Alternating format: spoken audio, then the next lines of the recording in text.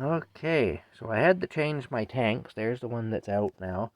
Right now, what I'm doing is, because these heaters are temperamental, and with a brand new tank, this always seems to happen. Um, I can't get the flame I can't get it to work. So right now I've turned off the gas, and I'm now burning off all the gas that's in the line and in the heater itself. This will be my second time doing this. I'm standing here freezing right now. Um, I'm desperate for heat, but sometimes you go through a long time fiddling with this before it'll work. When it's a new tank, especially, there's a safety switch in here, and with the pressure, the gas pressure from a new tank is enough to bugger it up. Anyway, there's Rocky. Hey, there's Rocky. Yeah, there he is. Quite a cat. Anyway, I gotta burn this off, so that's what I'm doing now. And then I can turn the valve back on. Oh my gosh. Takes a long time sometimes to burn all the gas off that's in the line. My hand's cramping up from holding this knob. But anyway. Yeah, bugger. Here we go. Yeah, it's freezing in here right now. It doesn't take long when the heater goes out. You see, he does this. Then he gets hooked onto my sweater, and I have to hold this down, so I can't pay him any attention right now. And we kind of had a little fight earlier there over that while I was doing this. That's why he was sitting on the other end of the table pouting when I turned on the camera, because I scolded him. But yeah, he wants me to pet him, but I mean, my right hand is on the knob here. I'm holding the phone with my left hand, and even if I wasn't holding the phone with my left hand, what am I going to do? Reach across? I mean, it just doesn't work. So he's going to have to wait, because we got to have heat. This is crazy. This is taking forever to burn off. I don't understand it. Let me check and make sure I've turned the valve all the way off here. Yeah, I did. Okay. There's no reason for this then.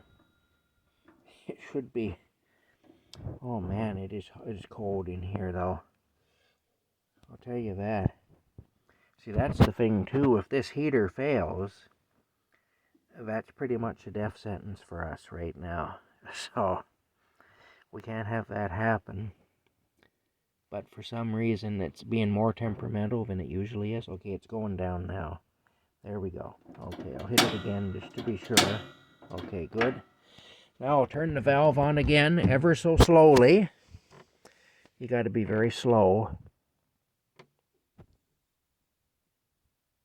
I don't want to trip the switch. I heard the gas there go through the line.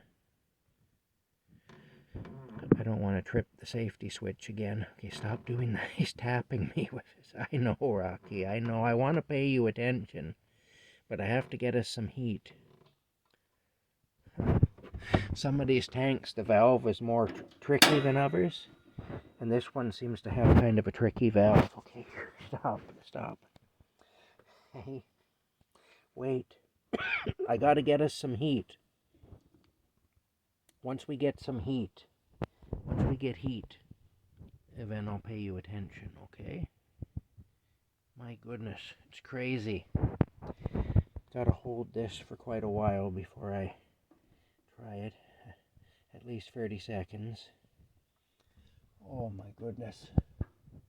It is cold. I can barely even stand still because it's so cold. I really can't stand still because I'm just chilled right to the bone at this point. So I'm hoping this works. I really do hate Canada though, Like, I mean, in a way, it's funny, the police put me on the list there of domestic terrorists, which I'm not, but they put me on that list because they have a personal hatred for me, because I've been defiant of them when they've been overstepping and so on. And it's a way of getting revenge on me for not being what they think of as a good citizen, which is somebody who um, loves the police and pretty much worships them, which I'm not. So anyway, it ends up I'm not that person. So it ends up then, okay, we'll see if it'll stay on now. It may go out. Hopefully it'll stay on.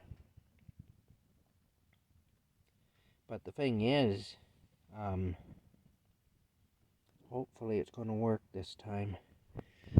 The thing is, though, so they put me on that list.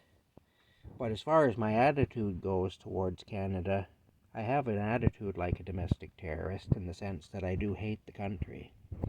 And really, you'd have to hate a place to be a domestic terrorist against it. So I guess my attitude is that of a domestic terrorist, even though my actions are not.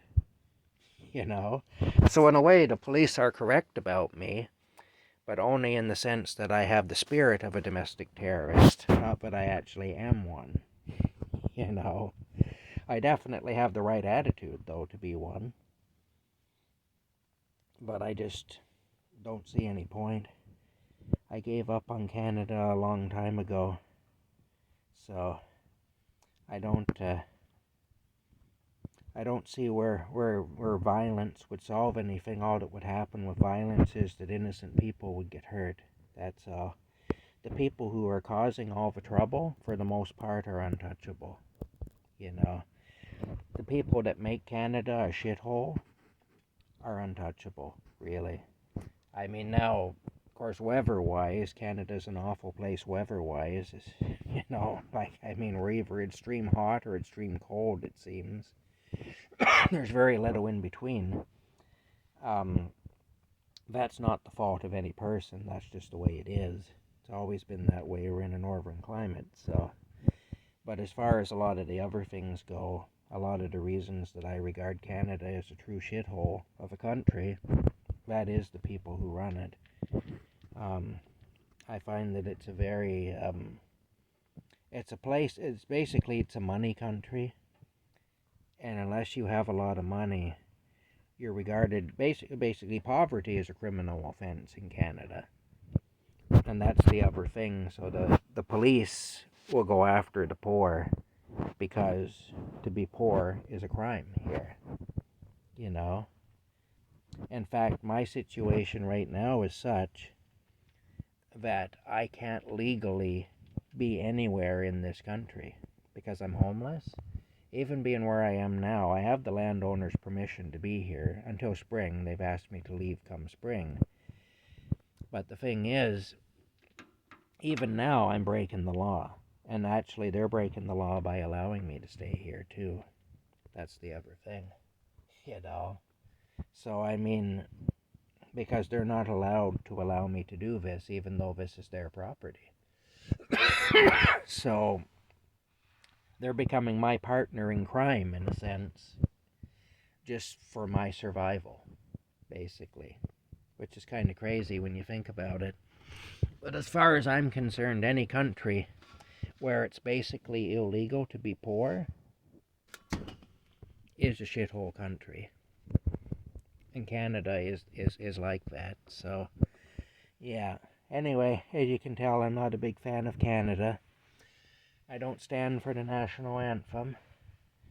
I wouldn't think of going to war for this country. I don't think I'd go to war for any country, though, because it seems that war generally is just rich people exploiting poor people.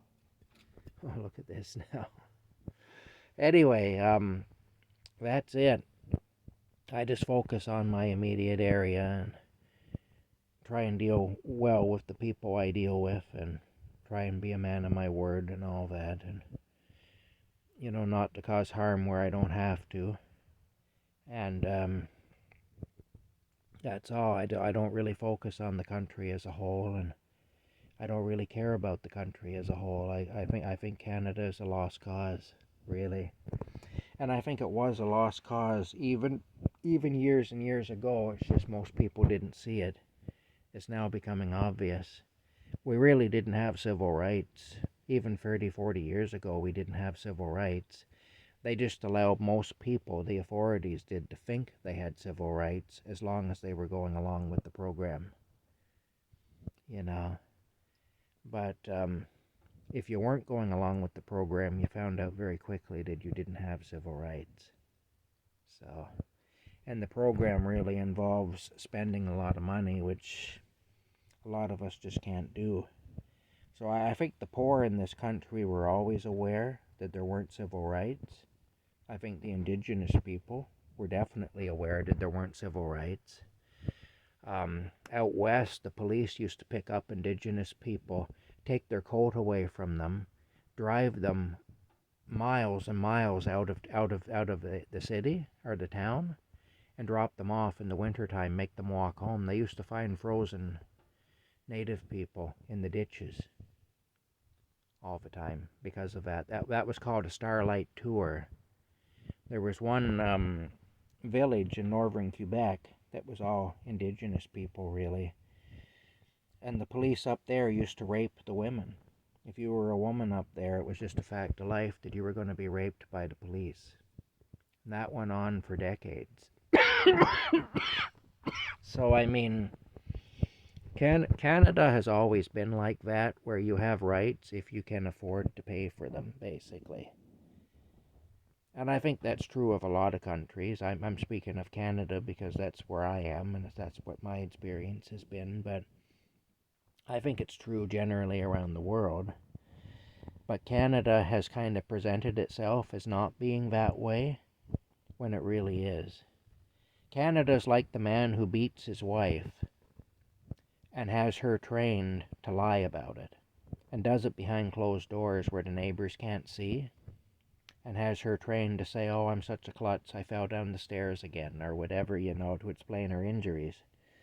And everybody thinks that that man is a wonderful person, and they say, wouldn't it be wonderful to be as great a guy as he is? And little do they know, that's Canada. Whereas most of the world is like the guy who beats his wife on the front lawn in plain view of the neighbors. And everybody judges him, because they know what he is. Well, that's the difference between Canada and most of the world. Canada does the same thing the most of the world does, but it's a hypocrite about it. Or at least it has been until recently. Now they're starting to openly do these things. And that's why a lot of people think it's a recent development, but it really isn't, It's been that way here for a very long time. As long as I can remember, anyway. Back in the early 70s, when my dad was the head of the union, trying to get a union into the factory where he worked, the OPP persecuted Ontario Provincial Police. They persecuted the union people. Now, it really wasn't any of their business. It was a private affair, but they were in the back pockets of the factory owners, and they did persecute the union people. So, I mean, this is the stuff that went on. They'd go through, when there were union meetings being held, they'd go through the parking lot and take license plate numbers down.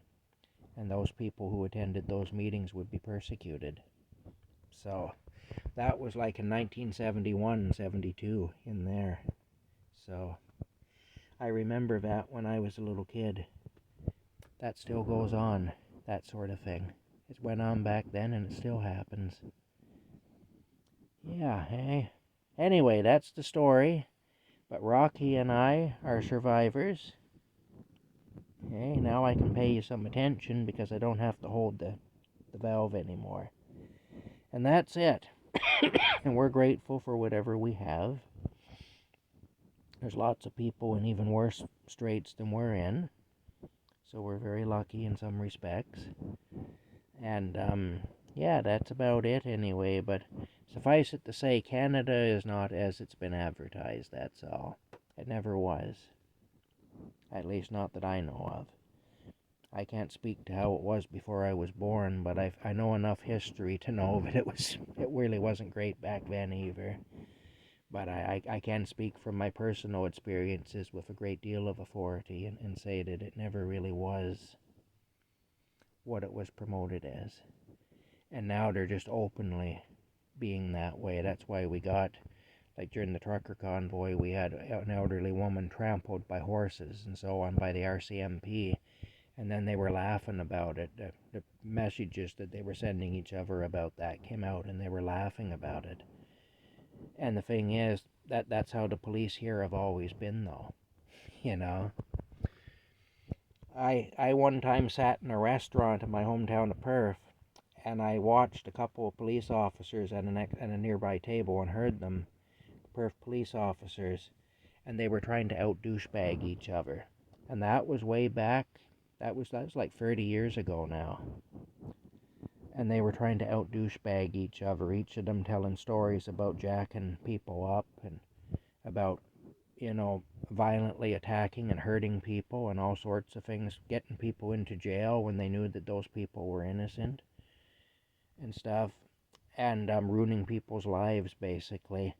And each one was trying to outdo the other with the stories of the awful things they did. So I mean, that's just the mentality of those people. Anyway, that's it for now. I got to rub Rocky under his chin here.